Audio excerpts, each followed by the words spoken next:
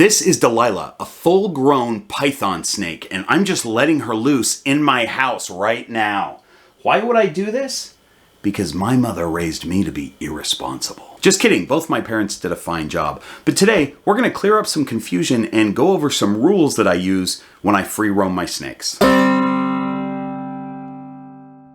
Welcome to the Green Room, I'm Bob Bledsoe, and now that Delilah's roaming, this is Jenny Craig. If that snake you just let loose gets within 50 feet of me, I'm quitting. Show me with your hands how close you think 50 feet is. I can't because I'm holding the camera, but you'll know how close it is because I'll be out the door and you'll be looking for a new cameraman. Okay, I think we get it. And good luck finding a cameraman who not only owns his own VHS camcorder, but also knows how to work all the buttons on it. I'll try to keep Delilah out of your general vicinity. By the way, I can't tell if you can see or not, but there's Handsome Dan, my boa. He's been hanging out there all day. So if you follow any of my shorter form videos, the ones that I put up on Instagram or TikTok or even my YouTube shorts, you may have seen that I've posted a couple free roaming videos fairly recently.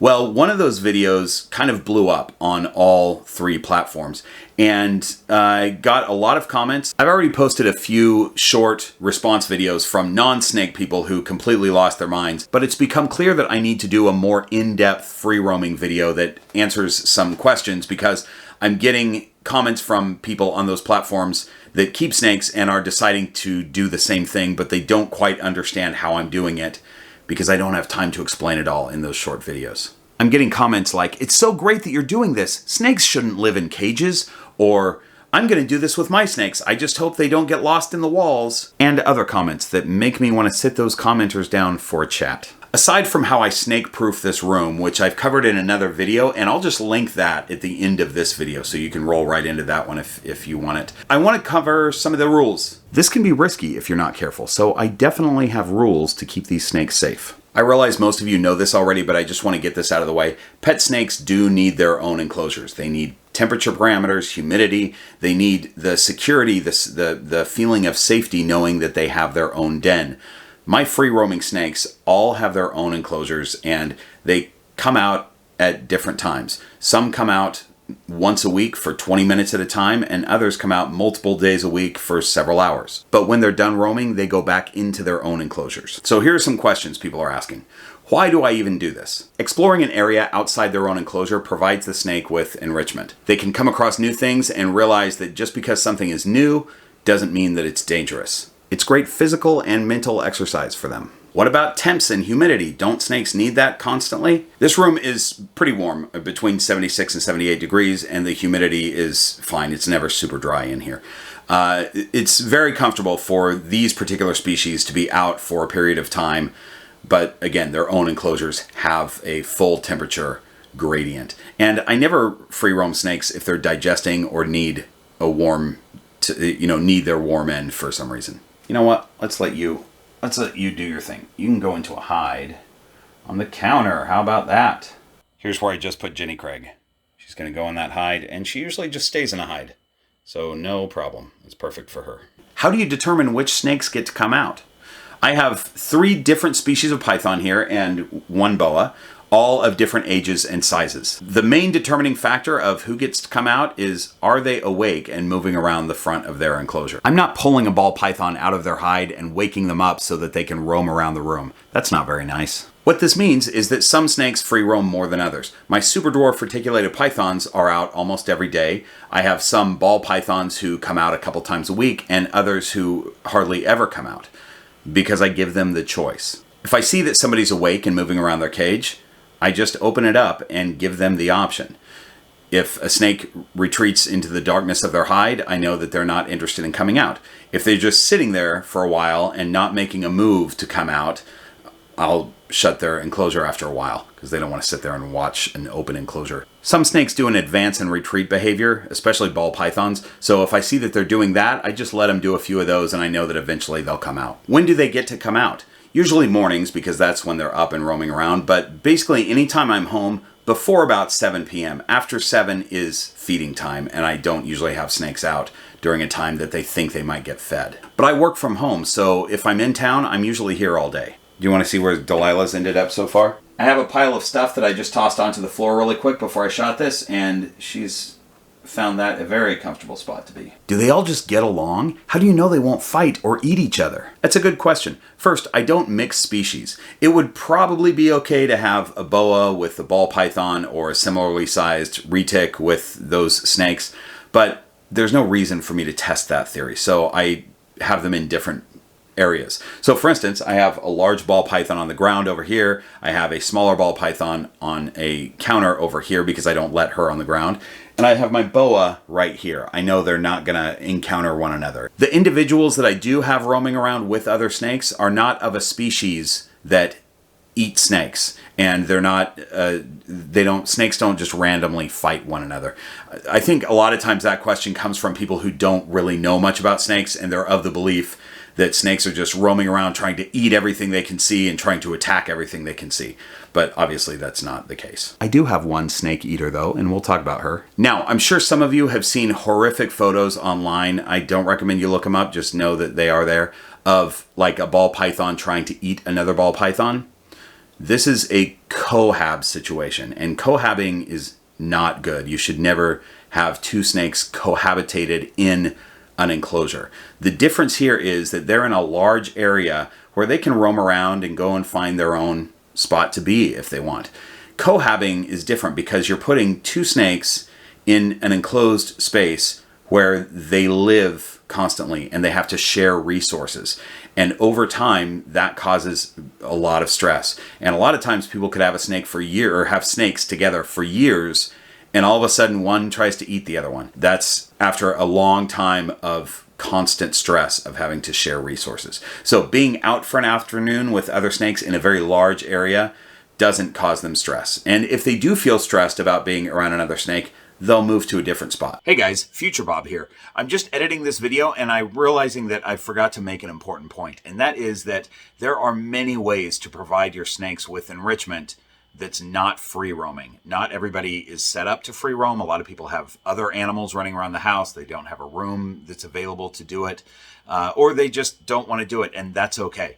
I'm not making this video to tell you that you should free roam. I'm just answering some questions and showing how I do it. It's just one of the things that I do, but that doesn't mean that you should necessarily do it. Or maybe you are set up to do it and you can make some adjustments to the room or whatever and you want to give it a try. That's okay too. But as I always say, people keep snakes successfully many different ways, and this is one of the ways that I do it, but that doesn't mean that you necessarily need to do it. Look at this, you guys. This is actually very bold for Jenny Craig to be climbing around and coming out of her hide.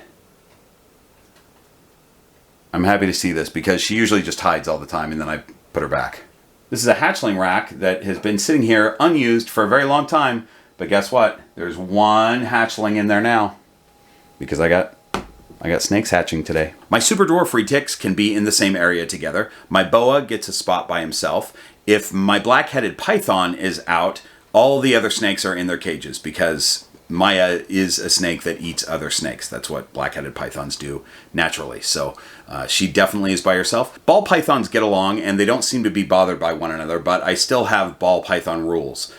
Breeding males and females don't come out together because I don't want breeding activity happening in the room. Adult males, sexually mature males, aren't out together either because I don't want them to stress over the perception of a rival male. Doesn't mean that they'll necessarily fight, although they do combat in the wild, but you know, it's just the stress of another male being out. So really, adult male ball pythons are out by themselves because I can't have them with females or males. Adult females can be out together, and they often are. That's no problem. And the kids can all be together, males, females, whatever. They can be in the same spot. But remember, a sexually mature male is a lot younger than a sexually mature female. So a male at 7, 8 months old, even though I wouldn't breed them at that point probably, they're basically sexually mature. So I'm going to keep them separated. Do I just let them go all over? Nope, I have species-specific rules and I have rules for individuals. If I'm letting a large ball python out, I usually watch them until they find their preferred spot, and then they're usually good for the rest of the day. I might check on them every hour or two. Occasionally they'll come out and start roaming around again, but they're big enough to where I'm gonna see them. They're not gonna get stepped on. But they're too big to be climbing up on things because I don't want them bulldozing all my cool stuff. Look at all the cool stuff I have. Here's a jawbone from an extinct cave bear. Here's a little version of me playing banjo. And here's a little plant that looks like it's growing an alien tentacle. I don't want this stuff knocked over. Now, my smaller snakes aren't allowed to be on the ground, and that's sometimes where they want to be. What that means is that I have to keep an eye on them. I can't just let snakes roam around wherever they want to go without supervision. So generally, if I have snakes out, I'm in this room keeping an eye on everyone to some degree. Do I even free roam the babies? Yes, free roam within reason.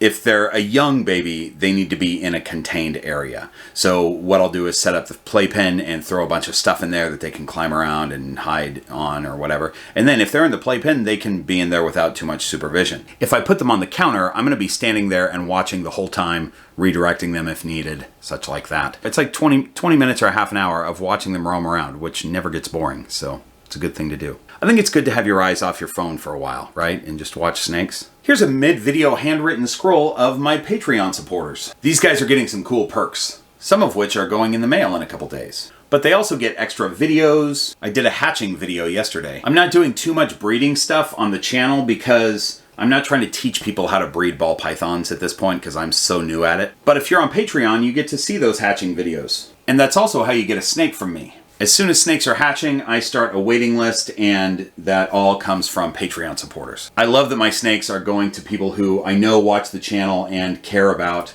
the welfare of snakes. Also, we're just finishing up our first Horde of Keepers Dungeons & Dragons game, and there's going to be more of those, probably multiple at once. It's super fun, if you're a total nerd. Here's our channel sponsors: Black Box Cages, Lane Labs, Great Family Snakes. Don't forget there's a new code for Lane Labs. There you go. How do you keep track? Hey, that snake you just let loose is getting close. Kent, I'm closer to you than Delilah is. Well, I'm not worried about you leaping for my jugular and sinking venom-soaked teeth into my neck. Well, I'm glad we have that understanding. Yeah.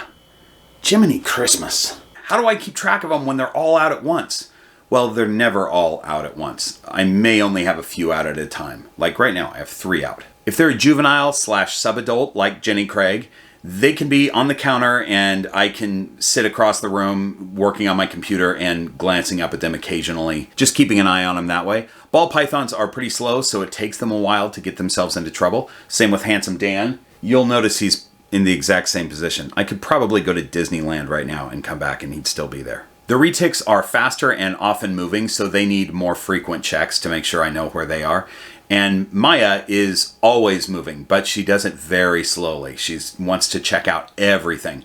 So she's not going anywhere fast. And when Maya's out, she's the only snake that's out at a time, so it's not hard for me to keep track of her. It works out well because black-headed pythons are awake more often during the day, so once all the other snakes have had their morning, they can go back into their cages, and then Maya is usually available to come out sometime in the afternoon. I'm just in the habit of working on my computer and occasionally looking up and keeping an eye on snakes. Anytime a snake is out, their enclosure is left open. That reminds me that I have that particular snake out. And I have to try to make sure to keep other snakes out of an enclosure that doesn't belong to them. They're usually pretty curious, especially the retics. Echo and Stella are very curious about each other's enclosure and oftentimes want to go in there. But I try to keep them out of somebody else's enclosure because I feel like they probably don't want the scent of another snake in their home. That's just my guess. I don't know if it's true or not, but I keep them out of each other's enclosures just in case. But can't they get into stuff and hurt themselves? This is a snake-proofed room, so there are no holes in the walls. They can't get out a window or a door. They can't get into anything that's going to hurt them. That being said, there is still obviously stuff that they can knock over, and I don't want that happening. And there are areas that I don't want them to get into. I don't want them going in behind a rack. I don't want them going behind the freezer that holds their rodents. Stuff like that. If I were to lose track of a ball python, it might take me a while because they don't roam around for very long until they find a spot to hide. And it's usually some random place that's the smallest area they can fit themselves into. If I lose track of a reticulated python, all I have to do is scan the room because they're going to be out in the open exploring somewhere. Same with Maya, my black-headed python. But I'm pretty good at knowing where the snakes are at any given time. So there are tendencies among species, but also tendencies with individuals. For instance, most ball pythons will find a place to hide. Lucille likes to be out roaming a lot more. Even if she finds a place to hide, she's probably going to be out within 15 or 20 minutes. Stella, my superdwarf reticulated python, is constantly exploring. She requires a lot of supervision. Echo, the other superdwarf retic, explores about 25% of the time. The other 75%, she's hunting. So what she's doing is finding an ambush position and setting herself up, and she'll do that all day long, just sitting in ambush position in different spots. That requires less supervision because once she finds a spot, she'll be there for anywhere from 15 minutes to all day. So once it's established that she's in hunting mode, I just let her do her thing and check on her occasionally. Both of them will also occasionally curl up on this cliff or on a basket that hangs down or something like that. And when they do that, that's a good day because they're going to go to sleep and they'll be there for a long time. It requires less supervision. Maya, the black-headed python, is constantly moving. So when she goes behind furniture, she'll be out very soon. In the wild, black-headed pythons are active hunters. They're not ambush hunters like retics or ball pythons. So they're moving all over the Australian outback looking for other snakes and lizards to eat. Or maybe mice if they come across a mouse or a rat or something. They'll pretty much just eat anything. The other interesting thing about black-headed pythons is they don't seem to be concerned about predators. At least Maya doesn't. She's never looking for a place to hide or curl up. She'll see a dark space behind the racks or something, and she doesn't usually choose to go in there. She stays out in the open. I've seen videos of people finding black-headed pythons in the wild, and they're able to just walk up and pick up the snake, and it's usually not defensive. So that's really interesting because they are, I'm sure that they're predated on in the wild, but they're super chill about it. Maybe it's because we don't have talons. I don't know. So with Maya, I prefer her to be on the ground, but I also don't mind her climbing. She's pretty good at climbing, but she's great at falling. So if she's choosing to climb up on something, I'm going to be there to catch her because she falls a lot. So I have all these rules based on species and individuals that allow all my snakes to get some time in the room for enrichment. The comments that I'm getting on Instagram and TikTok oftentimes start with, "This is really cool. I would just be worried that," fill in the blank. "I would be worried that they would get lost, that they would hurt themselves, that they would eat each other." Yeah, you got to think about all that stuff. Do you have any dangers in the room? Are there open holes in the walls? Do you know if your species eats other snakes? So I've gone to great lengths to mitigate any risk, and I still keep a vigilant eye on them. But as careful as I am, there's still risk to doing this. Personally, I think the enrichment, the physical and mental exercise that the snake gets outweighs any risk involved. Hey, here's that video I talked about that gives some other information on free roaming. It should be right. I bet it's right here. Man, if I framed this correctly, I'm going to be so impressed with myself. Hey, thanks for watching. I'll see you next week. I'm done shooting the video, and Handsome Dan hasn't moved a muscle. Predictably, Jenny Craig found a hide. And Delilah is in her favorite spot back here.